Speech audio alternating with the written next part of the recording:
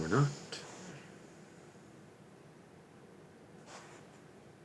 Current slide. All right, thank you very much. So we're back. This is part 2 of the anatomy lecture. And in this part, I'm going to just kind of cover and introduce the topic or the information that you need to know for the second quiz. So in the second quiz, we're focusing on the anatomy of the torso and focusing on the anterior, the front view of the torso. And we're going to be studying two different things, the major muscle groups and also the bony landmarks. And because primarily what we're studying are the things that are visible on the surface. There are some other anatomy issues that are important in figure drawing, but especially for the people in figure 1, the most important things are really kind of understanding those two things, the major muscle groups and the bony landmarks, because they affect the majority of what we see and why we see where we see it. So let's start with the bony landmarks of the front of the torso. And let me also say this. So the things that we have to memorize for this first lecture are relatively small. So part of quiz number 2 will be a review of some of the information from quiz number 1 as well. So keep that in mind.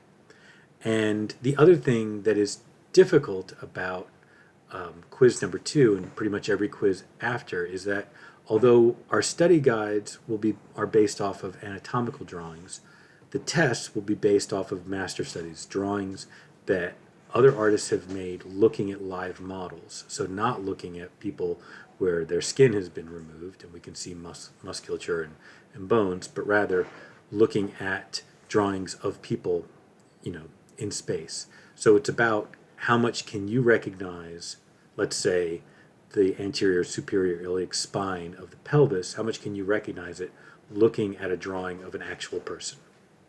So let's start. So bony landmarks.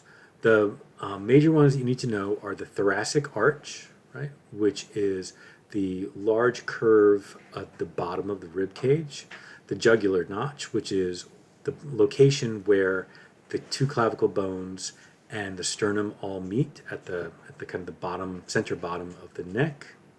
And then there are two related to the pelvis, to the large bone of the pelvis, which is the ilium.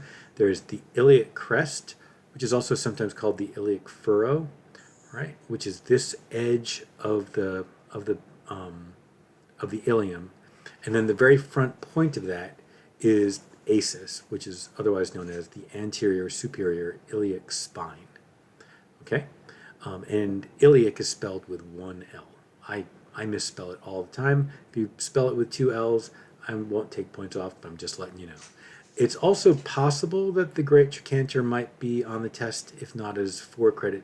It'll almost certainly make an appearance as an extra credit point, and probably also the patella as a bony landmark. The patella is the one bone that we study both as a bone and also as a bony landmark. Okay, so in terms of the musculature of the front of the torso, we're primarily looking at the muscles that are only of the front of the torso, but there are two muscles that are visible in very small degrees in the front of the torso, but are also major muscles of the back. And those two muscles are the trapezius, where on the trapezius, it's mostly a large flat muscle on the back, but we see it prominently here at the neck, right there. Okay, and then the other muscle is, you can see this little slim kind of area right there, the latissimus dorsi, and right there as well, which also is this muscle that kind of wraps underneath, so it covers most of the bottom of the back, but it kind of wraps and tucks itself underneath the armpit or into the armpit, and so it's just barely visible on the front of the torso, especially if a model's arm is upraised, especially if they're flexing. If they're flexing their shoulders and especially kind of moving their scapula, it's more likely to be visible. Okay, so besides that, we need to know the deltoid, which is a muscle right there, the pectoralis major, which is this muscle right there. Almost no one ever gets the pectoralis major wrong. You need to know the serratus muscle right there, and how the serratus muscle kind of like in these tooth-like kind of or finger-like projections, it interlocks and connects with the external oblique. So this is the external oblique right there. So the serratus. The name of the serratus comes from the fact that these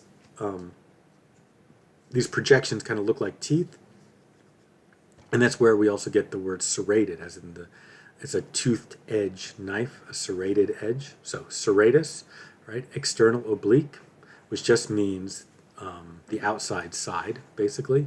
And then this part of the external oblique right there is called the flank pad of the external oblique, or the flank pad of the obliques.